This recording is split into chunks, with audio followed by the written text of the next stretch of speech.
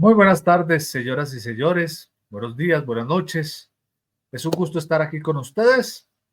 Lastimosamente no pudimos grabar el programa en vivo, lastimosamente por dificultades de tipo de internet, de toda la situación a veces que es complicado, pues no es fácil hacer transmisiones en vivo por internet, pues a través de vía de contenido, pues saben que el programa Historias Olvidadas siempre está a disposición de cualquier persona y ustedes saben que aquí se pueden inscribir a este portal, al canal de YouTube de Historias Olvidadas, ahí lo pueden encontrar y este programa quedará en YouTube tan pronto terminemos eh, o tan pronto quede colgado el programa. Esto es un pregrabado que estoy haciendo para ustedes, esta historia olvidada que quería contarles en el día de hoy porque pues era una cosa que la, la situación lo permite, pero pues ahora vamos a hablar de la historia olvidada del caso del Envigado y un tema que ha venido dando de qué hablar y es el tema de el caso de Holgado, que es un tema supremamente redelicadísimo que habla de todo y sobre todo de la poca capacidad que tienen estos dirigentes en no conocer las normas de ética, las normas de poco sentido de pertenencia y pues realmente pues ha sido un tema de no creer. Pero hoy vamos a comenzar el programa de Historias Olvidadas hoy hablándoles sobre todo pues para los desentendidos en las materias, eh, un tema que pues tenía pensado y que lo tenía para hablar con todos ustedes. Hoy vamos a hablar un poco de la historia del Envigado Fútbol Club y su descenso. Y pues para entender un poco, en las últimas horas, se presentaron unas declaraciones del máximo dirigente del Envigado, el propietario, el señor Luis Valero, a quien voy a tener algunas consideraciones. Este señor ha hablado en una entrevista para un medio de Cali y dijo que hubo jugadores que vendieron 5 partidos de fútbol.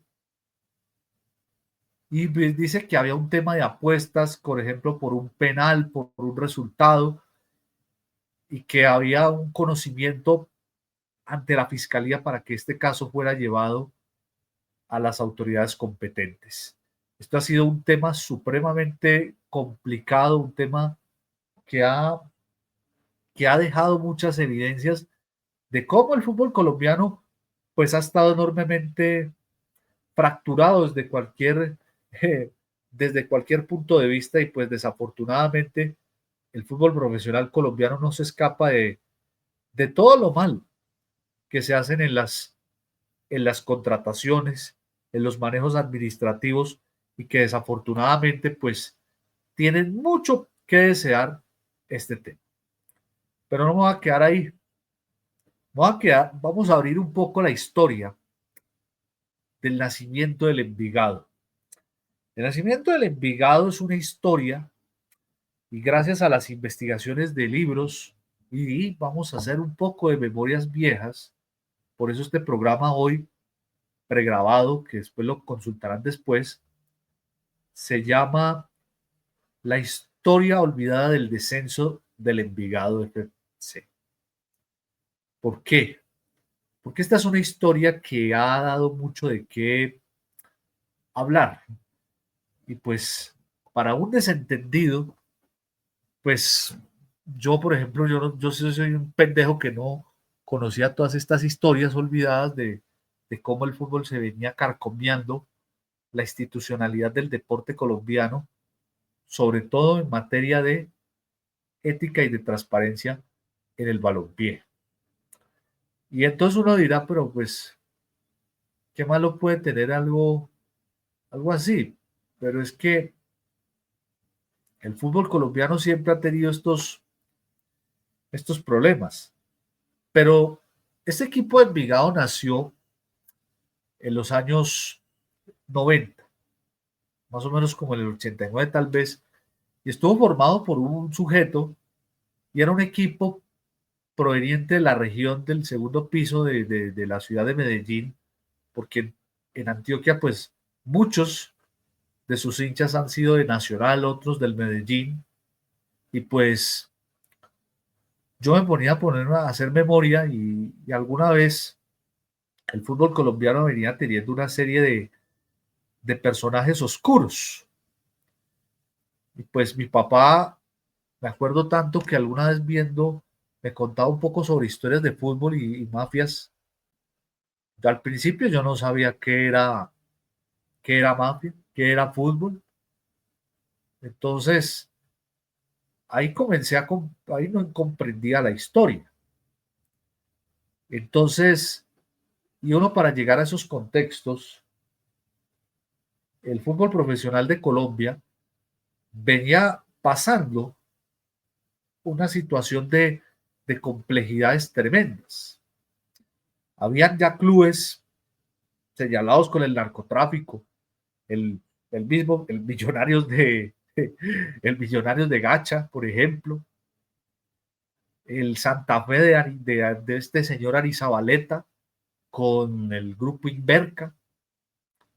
Estaba también el nombre de la influencia del cartel de Medellín en los equipos paisas, Nacional e Independiente Medellín y otros, salvo los dos únicos que han tenido eh, actividades pulcras, como lo son el Deportivo Cali, a pesar de que alguna vez el señor Gilberto Rodríguez intentó meterle plata al conjunto eh, verde y blanco, pero no lo logró, porque pues, don Alex Goranet se le impuso de frente y dijo que no iba a permitir que una persona llegara a formar parte de esa línea del cuadro del Deportivo Cali y no podía permitirlo de una manera bastante burda y absurda.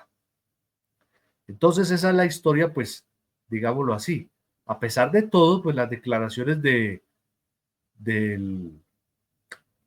pues, del hijo mayor, del señor Rodríguez Mondragón, que alguna vez dijo que su papá Gilberto pues había ofrecido plata al Gato Fernández o a un arquero, sí, para que echara para atrás en un título del año 80 y pico tal vez, que fue uno de los años en los cuales el Cali iba a ser campeón, pero fue superado por el América de los Rodríguez Orejuela, o de Miguel Rodríguez, para ponerlos en términos más castizos. Entonces, mi papá me contaba esas historias. Sin embargo, esa historia rompió, se empezó a conocer más o menos en el 2012, cuando varios medios cuando Caracol decidió de manera muy inteligente hacer una serie sobre el señor Pablo Escobar y que muchos la catalogaron como el patrón del mal, ¿cierto? Ahí se comienza a darse cuenta uno de la relación de el narcotráfico con el fútbol profesional. Entonces ahí venía una época en la cual el fútbol profesional tenía unos grandes equipos, unas grandes contrataciones que habían en esos años, sino que también eran procesos largos en los cuales el fútbol profesional colombiano empezaba a tener todo este tipo de personajes oscuros ahí. Y todo eso estaban empezando a llegar traquetos y traquetos y traquetos a dominar el fútbol profesional. Entonces, ahí, ahí empieza esa relación macabra. Y la otra es una visión de lo que explicaban en algunas facultades el Centro Ático de la Universidad Javeriana con un programa que hicieron sobre las víctimas de Escobar, que hizo Canal Capital, y otro que se hizo en el 2013 en un programa famoso que me acuerdo tanto que se llamaba Crónicas de un Sueño, ¿se acuerdan? Ese era un programa y ahí en ese capítulo 3, 2 o 3, algo así, estaba la relación del narcotráfico con el fútbol colombiano. Pero vamos un poco más. Si uno mira la historia de esos años, es una historia que vale la pena leerse, uno de historia olvidada, y esto es una historia que es muy macabra. Y vamos a tomarlo de un libro, del libro No era fútbol, era fraude, de Fernando Araujo, donde en ese capítulo 6 hay una dedicatoria muy pequeñita, muy pequeña, donde dice sobre las relaciones del fútbol, sobre el señor Gustavo Upegui, ¿sí? Gustavo Upegui, y pues para entender un poco la historia olvidada de quién era este, este señor, pues este señor Gustavo Upegui pues, era tan tristemente recordado en el país porque pues, lamentablemente este país tiene una memoria súper corta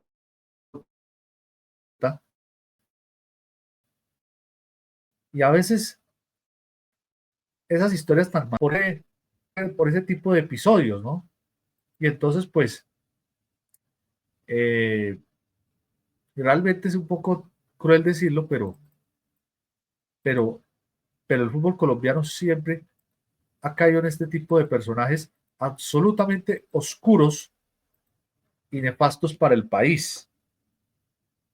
Entonces, voy a tratar de leer una historia así tan escueta, pero que vale la pena contarlas, porque este es el país de la crueldad. Y aquí está la imagen. Esta es la imagen del señor Upegui. Y dice lo siguiente. Era una tarde cualquiera de 2006, cuando Gustavo Upegui, dueño del Envigado, le envió un recado a Carlos González Puche para que se reuniera con él en sus oficinas. Los socios y amigos de Puche le dijeron que en una invitación de Upegui era una orden que tenía que ir. Puche fue por supuesto, fue con pánico de muerte, pues meses atrás había interpuesto una demanda laboral ante la Organización Internacional del Trabajo OIT reclamando las condiciones laborales de los jugadores en Colombia. El concepto de la OIT había sido favorable para él. Sin embargo, los dueños del fútbol se habían reunido para decidir para que su demanda era perniciosa para Colombia, para el fútbol, para ellos, para el juego. En fin, más que decidido, lo habían sentenciado. Puche lo sabía. Sabía que algunos periodistas lo sabían sus allegados. Desde hace varios años, él había empezado a librar sus propias batallas, ¿sí? Contra las decisiones más para apoyar a los futbolistas en sus pretensiones laborales que para declarar guerras. Él mismo había sido víctima de los pactos directivos, tuvo que abandonar el fútbol a comienzos de los 80 porque ningún club quisieron contratarlo. Puche era un peligro para los dirigentes, pues Puche pensaba y hablaba. Puche sabía de leyes, era abogado y su tesis había sido sobre el pase de los jugadores y su relación con una esclavitud moderna. Puche protestaba. Puche era distinto. Los clubes o sus directivos le dijeron una cosa y otra vez que no. Él decidió combatir. Estudió, investigó, denunció, convocó a jugadores para que se unieran y defendió a otros que ni siquiera sabían leer o escribir. De igual forma, el fútbol pasaba por su escritorio de abogado. Él lo desentrañó, estudiando y analizando los incisos de la ley que lo cobijaba y lo protegía a sus protagonistas. Supo que desde abajo hasta arriba había gente del fútbol que le velaba por los intereses de ese fútbol dentro de lo que llaman la familia del fútbol. Supo que esa familia del fútbol estaba repleta de códigos y quien hacía parte de ella tenía que callar. Callaron periodistas, los dirigentes, los intermediarios, los árbitros, los jueces, los políticos y los testaferros, todos menos él. Y en cuanto le creyeron, así demandas y amenazas, falsos informes de los medios de comunicación y mucho secreto. Logró armar la Colfútbol. Por él, jugadores empezaron a quien velar a sus intereses. Por eso llamó Upegui a su oficina de Envigado, aunque el detonante fue preciso una huelga de jugadores que la asociación estaba convocando. La reunión era tensa, con guardaespaldas, un vidrio ahumado al lado de él, armas de algunos expedientes y un escritorio de algunas, pues el tipo se acaba de hacer una cirugía en la cara. Lo primero que me preguntó fue qué era lo que yo hacía en la asociación. Me pidió que le explicara. Increíblemente, algunos meses después, ese mismo personaje fue decisivo para que los otros jefes no me mataran. Upegui había llegado al fútbol en los 80, pero apareció como socio de Envigado en el 97, luego de que lo hubieran secuestrado en el 95. Desde niño había tenido relaciones con Pablo Escobar y desde los años 90 figuraba en las carpetas de la policía como jefe de la oficina de Envigado, una tenebrosa entidad que manejaba el crimen organizado en Medellín y Antioquia, con redes de sicariato a su servicio y millones de dólares en la ciudad. Puche le explicó ta, ta, ta, ta, ta. Esa es una historia muy macabra sobre esto, sobre el tema, por ejemplo, de James Rodríguez, por ejemplo. Pero el 4 de julio del 2006, un comando de 50 hombres irrumpió en la finca de Upegui, lo apartaron de su familia y al jefe del grupo, quien llamaban Danielito, le dijo: Gustavo, usted está muerto. ¿Cómo prefiere morir? ¿De un solo tiro o acribillado? ¿Rapidito o torturado? Usted está muerto. Le repito, pero antes colaboremos porque si no, allá está su familia. Upegui dijo que todos lo sabían, códigos, cifras y cómplices. En la madrugada lo mataron. Después del asesinato, Danielito fue a una reunión con sus jefes en la cárcel de Itagüí. Le preguntaron por las razones de su crimen. Él dijo que Upegui se había quedado con una plata de Pablo Escobar, que esa plata es la familia de todos ellos. Y bla, bla, bla, bla. Cuando terminó de justificarse, lo asesinaron, lo picaron, le echaron ácido sulfúrico y en ese momento ahí está toda la historia. Esa muerte, la del señor Gustavo Upegui, fue ordenada por Daniel Mejía, alias Danielito, que era socio de este señor Don Berna, además de toda esta historia tan macabra de poder, de todo esto que uno habla, es esa historia del Envigado. El Envigado se caracterizó por eso, de ser un equipo que no pelea títulos, pero que sí promovía jugadores. Pero ahí la historia que empezaba uno a darse cuenta. Pues la historia es desde la cantera de futbolistas, ¿no?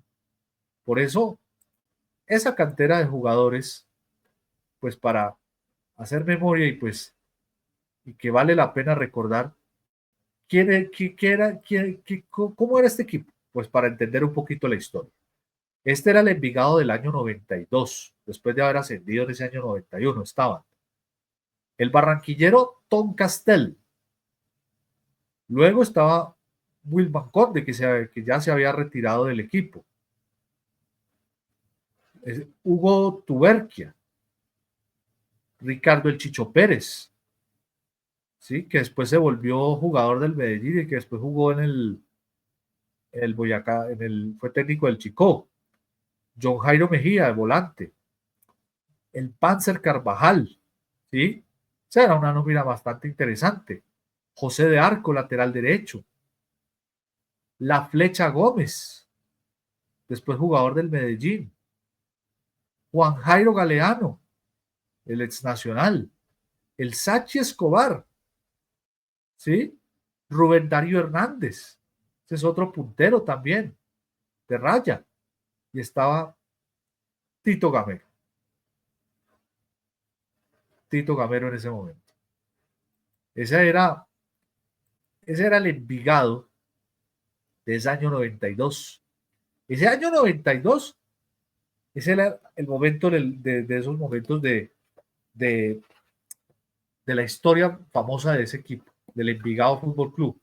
Además, porque el Envigado se ha caracterizado por tener jugadores de nivel, ¿no?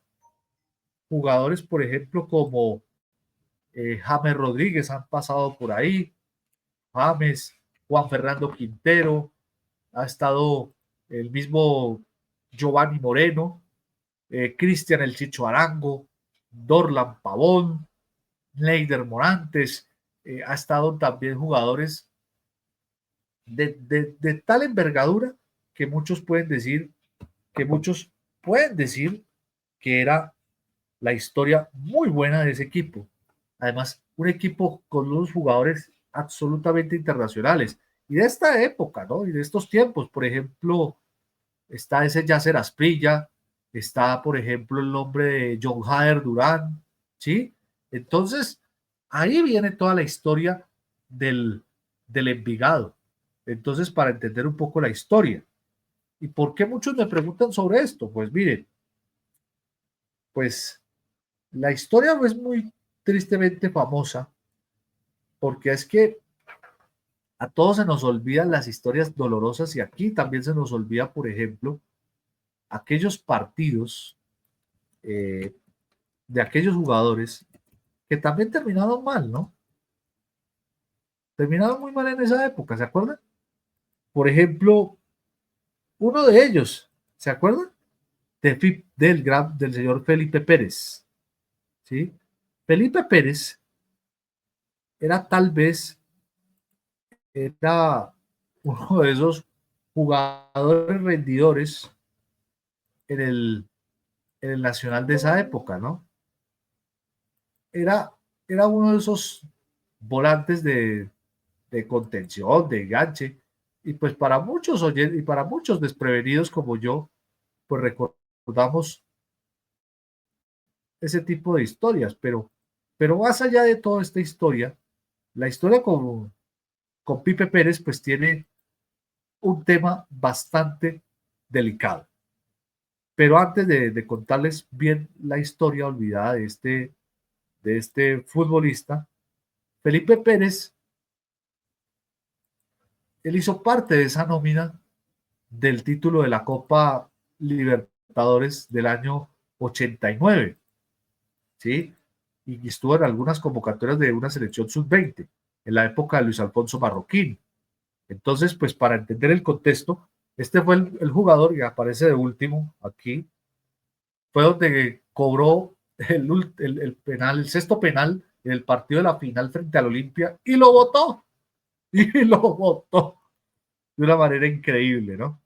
De una manera increíble terminó votando la pena máxima o los cobros desde el punto penal, pues para evitar, pues, para seguir sufriendo esta situación. Pero bueno, ¿cómo es la historia del caso de Felipe Pérez? Porque este también era un bandidazo. La historia la hace la unidad investigativa del tiempo y su libro que hace Marta Soto se llama Los goles de la cocaína. Y dice, la captura de Pipe Pérez que pasó de los camerinos del Envigado Fútbol Club al pabellón de máxima seguridad de la cárcel La Modelo de Bogotá se presentó como un hecho aislado ajeno al fútbol, en especial a su nuevo equipo, el cuadro naranja.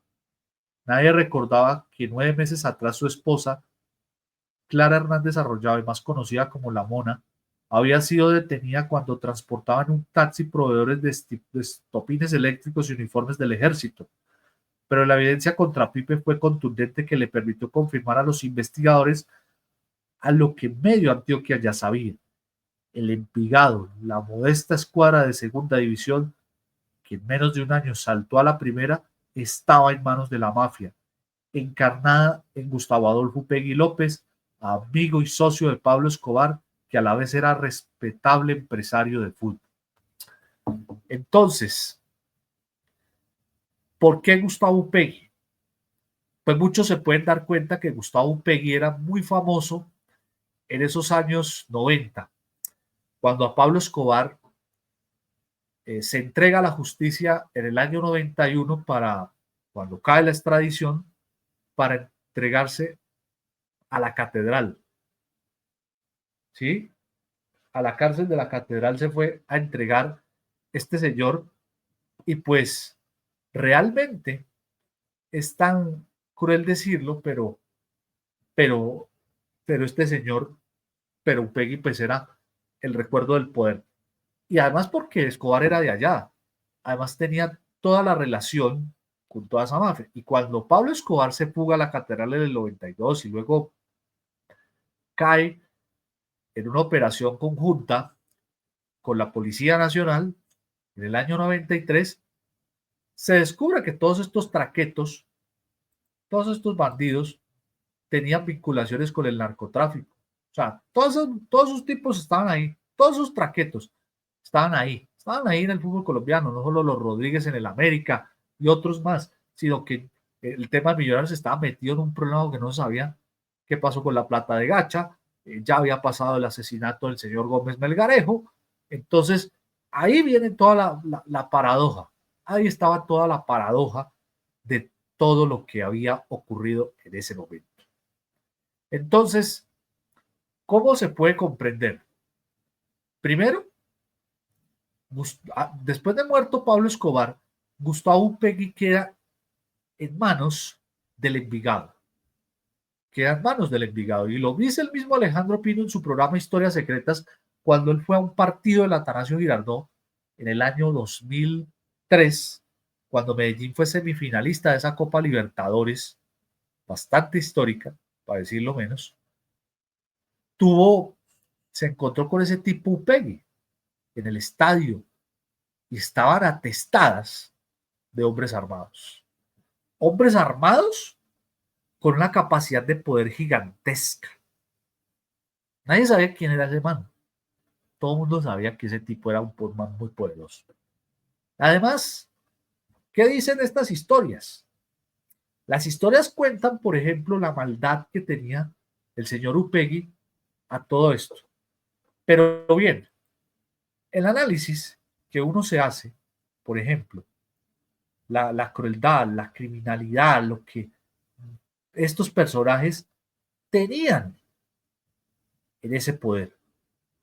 Ese poder que durante años comenzó a tener el señor Gustavo Upegui era tan complejo analizarlo, pero luego uno analiza las historias. Uno analiza las historias. Las investigaciones periodísticas, por ejemplo, hay más de 3, 4 investigaciones sobre el señor Upegui, por ejemplo. Pues para entender la historia hay que irse al análisis. Ir al análisis. Entonces, si uno mira la historia, por ejemplo, hablan de doble cero, por ejemplo, y además de todo esto, vamos a mirar acá la historia tan absurda y tan amarga. Por ejemplo, las fórmulas criminales de todo esto. Por ejemplo, el periodista Restrepo, un periodista investigador de nombre, venga, busco el nombre del personaje que escribió la investigación, a ver, es el nombre de un nombre, a ver, ya lo busco por aquí, Juan Diego Restrepo. Juan Diego Restrepo hizo una investigación sobre esto y trae unas historias muy bonitas. Dice así la investigación. El libro del periodista Restrepo, no sabemos de qué se trata ese libro porque no quisiera saberlo, revela que la fórmula de esta empresa criminal era echar raíces durante 3 décadas, fue mantener alianzas no solo con militares sino con empresarios, como fue el caso de Gustavo Upegui López, entonces máximo accionista de Envigado Fútbol Club, incluido en la lista Clinton en esos años, y ahí vamos para allá. Aquí les cuento algo. Don Berna se mantenía supuestamente en la negociación con el gobierno de esa época, con el gobierno de Uribe, de Álvaro Uribe, para desmovilizar las autodefensas. Dentro de la oficina de Envigado se desata una guerra interna por quien heredaba ese poder criminal. Y como les dije, el 4 de julio del 2006, Upegui fue asesinado por Daniel Alberto Mejía, alias Danielito, que quería quedarse con la compañía de sicarios, pero esta vez, un año más tarde, fue asesinado alias Rogelio, un exintegrante del Cuerpo Técnico de Investigación de la Fiscalía, quien decidió a finales de 2007 entregarse a la justicia de los Estados Unidos. Sin embargo, las investigaciones de abril del año 1997 de un informe realizado por este mismo portal Verdad Abierta, donde dice lo siguiente. Esto fue fechado el 11 de abril de 1997, donde dice lo siguiente, y cito textualmente el informe de investigación. Se pudo conocer de una serie de asesinatos, desapariciones forzosas y secuestros que se han venido presentando en el municipio de Medellín y sectores aledaños sucedidas entre el 1 de noviembre de 1995 a 20 de marzo de 1996. La desaparición de estas personas fue ordenada por Upegui López a raíz del secuestro de sus 2 hijos. Meses más tarde, en un informe del CTI de Bogotá con fechado el 9 de agosto de 1997, se dice que Upegui fue el sucesor de Pablo Escobar en el cartel de Medellín, luego de que éste se fuga de la cárcel de la Catedral de Envigado, y es cuando se da de baja en el año 93, como les dije, asume el poder de la organización delictiva Gustavo Adolfo Upegui López, alias Mayor Upegui, Jairo Santamaría y otros. Asimismo, desde 1992 hasta 1996, el señor Jorge Mesa Ramírez ejerce su cargo como alcalde del municipio de Envigado para luego ejercérselo a su hijo José Ignacio Mesa, según estos documentos.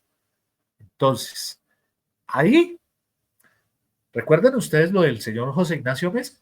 Claro, ahí está una investigación del periodista de Caracol, Juan David Laverde, que sacó un informe especial sobre esas relaciones tan macabras que habían sobre él, el señor Mesa, con Gustavo Upegui. Entonces, ahí se puede dar uno cuenta de que ahí estaban mandando sobre el poder de todos estos traquetos. Pero bueno, cuando Upegui es asesinado en el año 2006, el Envigado desciende, ¿sí? Desciende el Envigado y desciende en ese año 2007, está en la B, y después de un año de ires y venires, en ese partido de la final de la B, entre, entre el Envigado y el cuadro de Academia, que hoy es Llaneros, imagínense ustedes. Ay, Dios mío. Entonces, eso sí es una cosa muy, muy compleja, ¿no? Pero, pero luego uno se fija, por ejemplo, de cómo, por ejemplo, el poder de ese señor quedó heredado de manos de su hijo, Juan Pablo Upegui. Ahora, lo cómico, lo más cómico de este asunto, del caso del señor Upegui, es que ese equipo era un equipo de mucha figuración, ¿no? Porque es que además, como les dije, no solo eran donde nacieron todas estas figuras del fútbol de nuestro país y después al fútbol mundial. James Rodríguez, Freddy Juarín, Dorlan Pavón, Giovanni Moreno, Juan Fernando Quintero, ¿sí?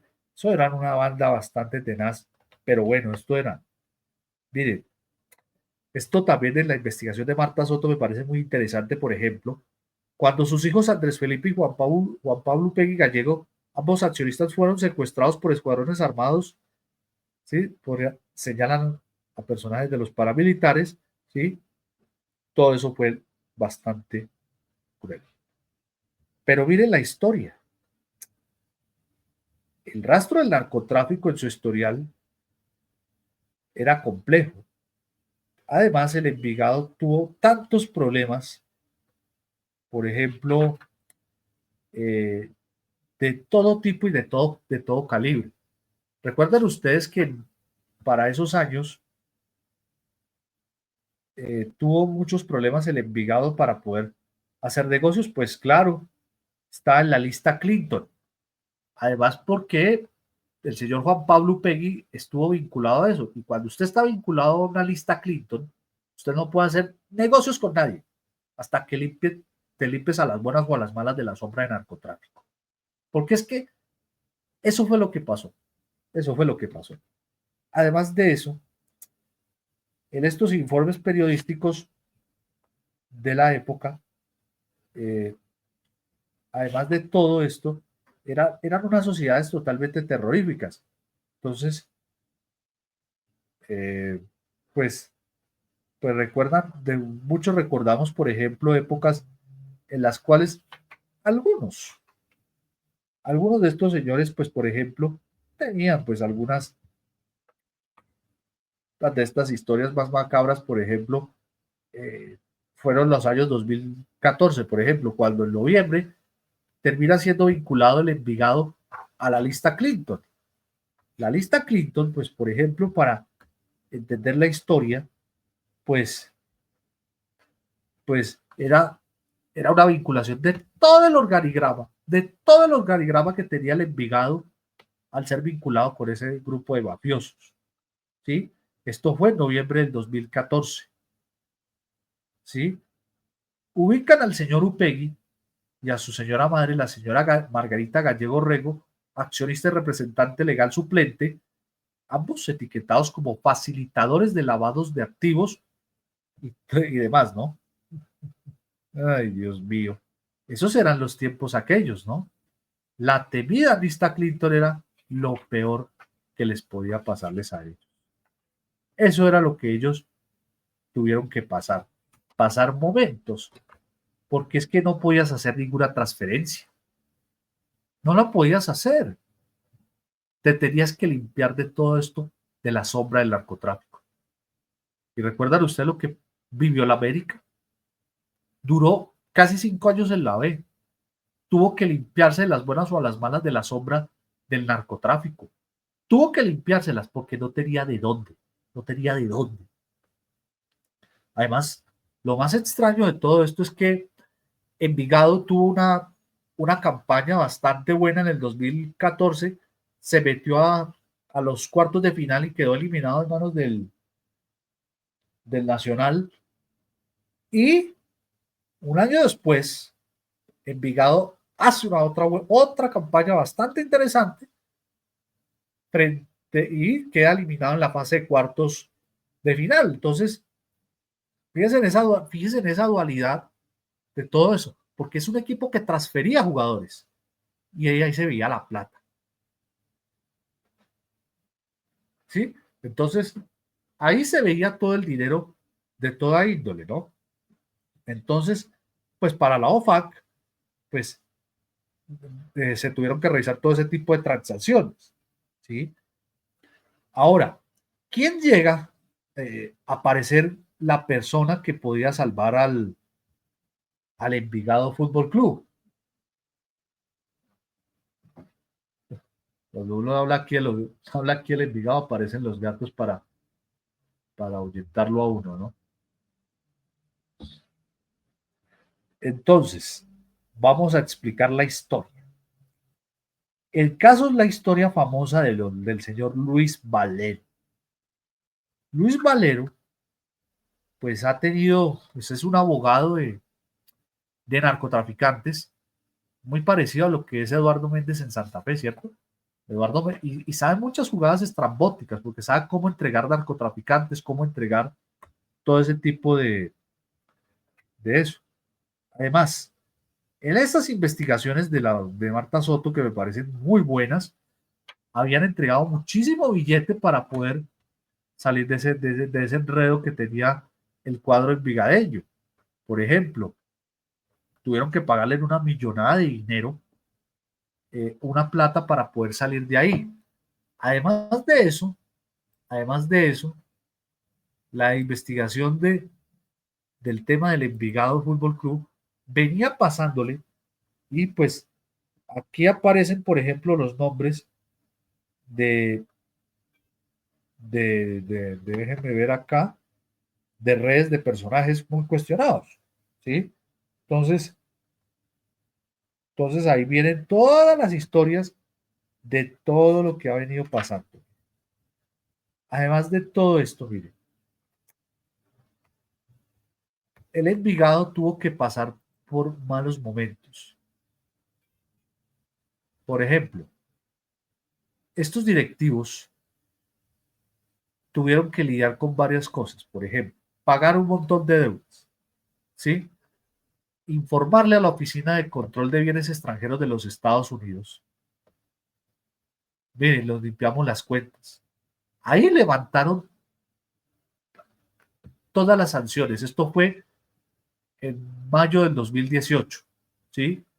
Las sanciones contra el Envigado después de que el gobierno y el cuadro naranja emprendieron esfuerzos para cortar con los lazos anteriores de directivos con la influencia criminal de la oficina de Envigado. Esto lo dijo Sigay Mandelkever, subsecretaria de Terrorismo e Inteligencia Financiera. Pero además de la medida, hubo varios acompañamientos durante todo el proceso de la Superintendencia de Sociedades, la Superintendencia Financiera, la Oficina de Control de Activos Extranjeros de Estados Unidos y Coldeportes, hoy Ministerio del Deporte, para que la compañía ProFútbol adquiriera el 55% de las acciones del Envigado. Además es un capital privado, el Envigado. Aquí cuando se alborotan los gatos, ahí se alborotan todos ellos, ¿no? Pero bueno, y les ha pasado, porque recuerden ustedes que también han sido casos en los cuales, pues, pues han estado estos personajes. Pues bien, han sido estos personajes en los cuales han estado ahí mandando en el balompié y en todo lo que ha mandado el fútbol colombiano. Ahora, la llegada de Luis Valero como dueño y ahora pues y de cabeza de su señor presidente, el señor eh, Ramiro Ruiz, pues el Envigado pues empezó a facturar, a poder, ese es el negocio, sacar buenos jugadores profesionales, sacar buenos equipos, sacar nuevas figuras, sacar nuevos, nuevos equipos para poder entender cómo puede lograr un equipo salir adelante de esta situación. Entonces, pues el Envigado logró salir adelante y logró amplificar las cosas como hoy en día es un equipo limpio que tuvo que limpiar su sombra, así como lo hizo el América, así como lo hizo el Tuluá, pero pues, y pues han hecho procesos, pero pues a mi modo de ver, pues son los procesos que uno encuentra. Y lamentablemente, pues el Envigado en los últimos años no ha sido buena sus campañas. 3 años muy malos en los cuales desciende de una manera muy triste. Entonces uno se pregunta, por ejemplo, y ayer Pino lo explicaba muy tristemente, ¿quiénes son esos dueños que no quieren que esto se sepa? Pues, pues a ver cómo invierten la plata, porque ahí aparecen nombres como el de su hijo, eh, también aparece el nombre del entonces, del que fue presidente de la Federación Colombiana de Fútbol, Óscar Astudillo, eh, y que sabe mucho de negocios de fútbol. Estaba Luis Valero, Ramiro Ruiz, ¿sí?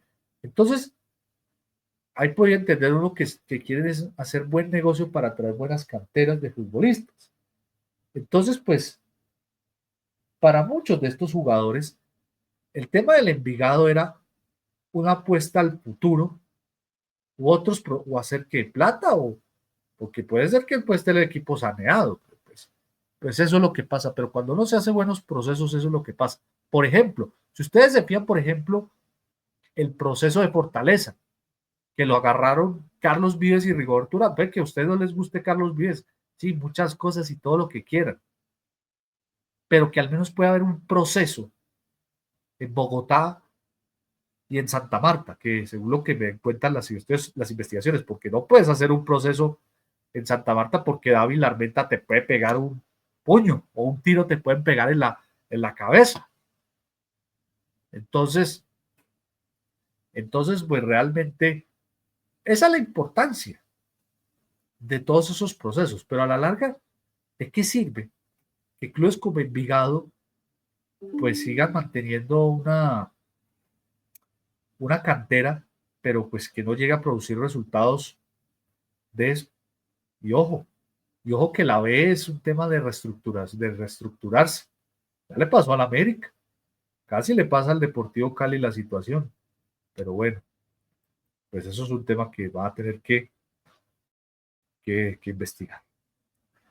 Bueno, para ir cerrando un poco otra historia olvidada, es lo que está pasando, por ejemplo, con el caso de Rodrigo Holgado, el delantero americano, que pues que hubo una autenticidad de documentos falsificados por parte de FIFA del caso de Rodrigo Holgado, un argentino, ante una situación que pueden comprometerlo con sanciones que pueden amenazar el rumbo de sus carreras profesionales. Por ejemplo, que la Asociación de Fútbol de Malasia recibió una multa de 350 francos suizos por haber presentado consultas de elegibilidad ante FIFA utilizando documentación falsa.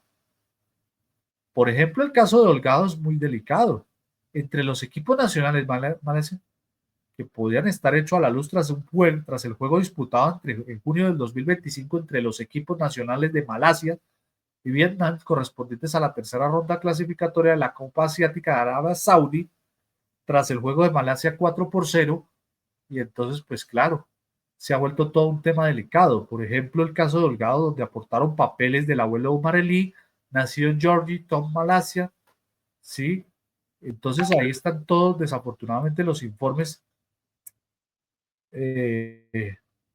disciplinarios, sobre todo en materia de temas de transferencias de jugadores. Sobre todo, esto viene pasando desde hace muchísimos años, y esta mañana lo contaban los colegas de la titular, casos en el caso de Guinea Ecuatorial donde se aprovechaban de jugadores, como el caso de Jimmy Bermúdez, que estuvo en Nacional un buen tiempo, del arquero del América de Cali de esa época, Carlos Bejarano, para que fueran a jugar a la selección de Guinea Ecuatorial.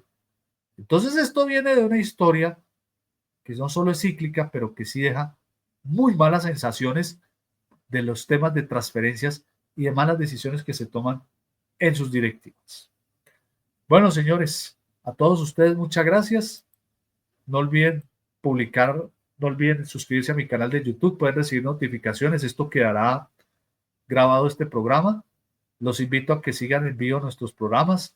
Nos seguiremos viendo la próxima semana, ojalá el próximo martes previo al partido de Colombia, ya que este lunes será puente festivo. A todos les deseo muchas gracias por su amable comprensión y lamento disculparme, pues no hubo transmisión en vivo, pero aquí se logró de manera bastante, pues decidimos hacerlo así, pregrabar este video para que este video quedara grabado en el canal de YouTube para que ustedes lo puedan consumir. A todos muchas gracias, les deseo una muy feliz tarde, pásenla bien en esta semana de receso escolar. Un abrazo para todos, chao, feliz tarde.